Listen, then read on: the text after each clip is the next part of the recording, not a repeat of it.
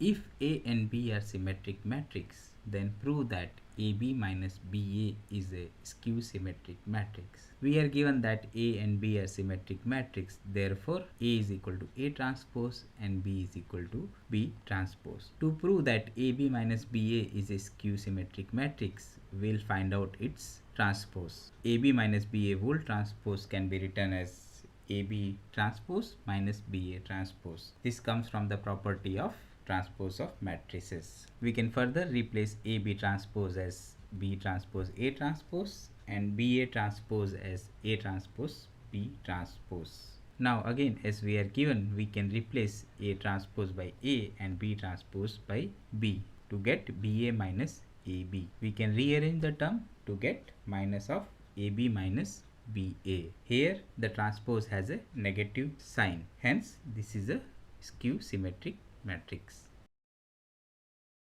Show that the matrix B transpose AB transpose is symmetric or skew symmetric according as A is symmetric or skew symmetric. To prove whether B transpose AB is symmetric or skew symmetric, we have to first find out its transpose, which is equal to AB transpose B transpose transpose, where we have taken AB as one term and B transpose as a second term. Now AB transpose can be simplified to B transpose A transpose and B transpose transpose can be written as B. Here we are given that A is either symmetric or skew symmetric. So if A is symmetric, this gets simplified to B transpose AB, and if A is skew symmetric, then it will become minus B transpose AB.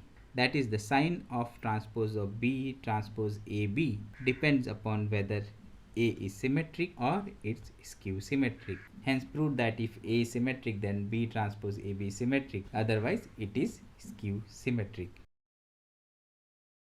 Find the value of x, y and z if the matrix A satisfies the equation A transpose product A is equal to identity matrix.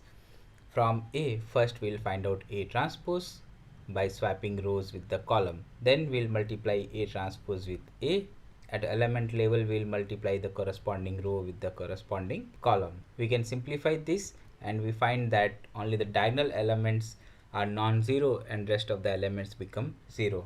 Now by equality of matrix, we get that 2x square is equal to 1, giving us x equal to plus minus 1 by root 2.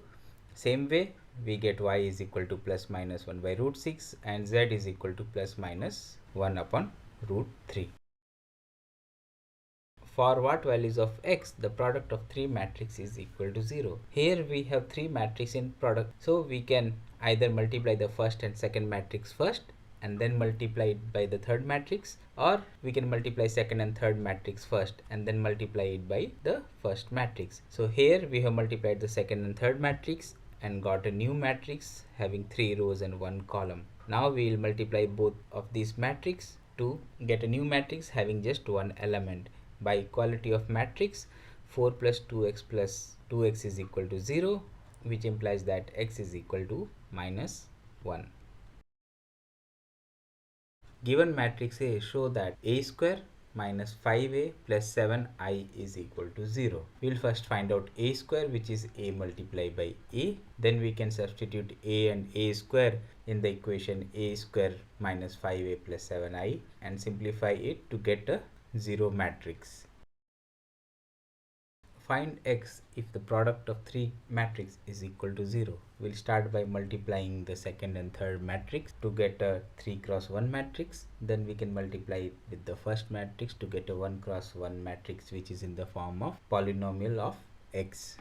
Now we can simplify this polynomial to get x square minus 48, and by equality of matrix this will be equal to 0.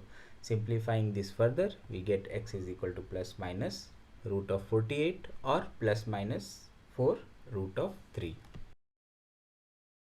A manufacturer produces 3 products XYZ which he sells into market. The annual sales are given in the format of a table.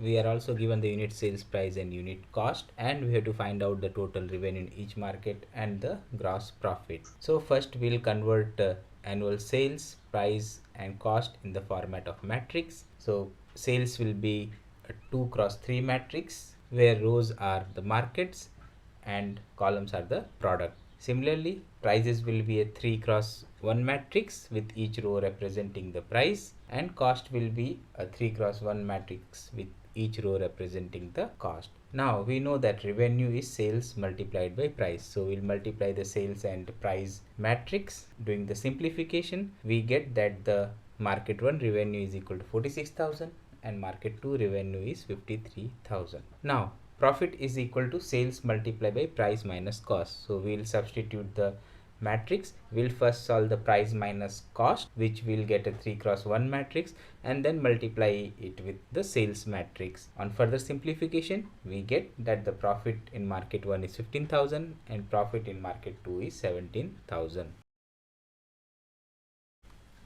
Find the matrix X so that X multiplied by given matrix gives us another matrix. Here we observe that the order of the product matrix is 2 cross 3. Order of the matrix with which X is getting multiplied is 2 cross 3. So we can conclude that the order of matrix X will be 2 cross 2. Let the element of X be A, B, C and D. Now we can multiply this with the given matrix, doing the arithmetic and simplification, and then applying equality of matrix. We get 6 equations. Now for A and B we can solve any 2 equations out of 1, 2 and 3. Solving equation 1 and 2 we get A is equal to 1, B is equal to minus 2. Similarly, solving equation 4 and 5 we get C is equal to 2 and D is equal to 0. Therefore matrix X is equal to 1, minus 2, 2 and 0. If A is a 2 cross 2 matrix having element alpha, beta, gamma and minus alpha such that A square is equal to I, then choose the correct answer. Now A square can be written as A multiplied by A. Doing the element wise multiplication, we observe that the resultant matrix will be a diagonal matrix. Now by equality of matrix, we get that alpha square plus beta gamma is equal to 1. Rearranging the terms, we get 1 minus alpha square minus beta gamma is equal to 0. That is option C is correct. If the matrix A is both symmetric and skew symmetric, then choose the correct answer. If A is a symmetric matrix, then A transpose is equal to A. If A is a skew symmetric matrix, then A transpose is equal to minus A. So from these two we can conclude that A is equal to minus of A, which means each element of A is equal to minus of itself. Now this is possible only when each element is equal to 0. Hence option B, A is a 0 matrix, is the correct option. If A is a square matrix such that A square is equal to A, then find I plus A whole cube minus 7A. For expanding I plus A whole cube, we'll do step by step multiplication. So we'll first multiply the second and third term. We'll replace IA, AI and A square by A. Doing the simplification, we get I plus A multiplied by I plus 3A minus 7A. We can do the multiplication here. Again, we'll replace AI, IA and A square by A. Doing the arithmetic, we get I plus 7A minus 7A, which is equal to I. Hence, option C is correct. Now, this can be also solved by an alternative quick method, which is applicable only because one of the term here is I. So we can directly apply A plus B whole cube formula and do the simplification to get the answer I.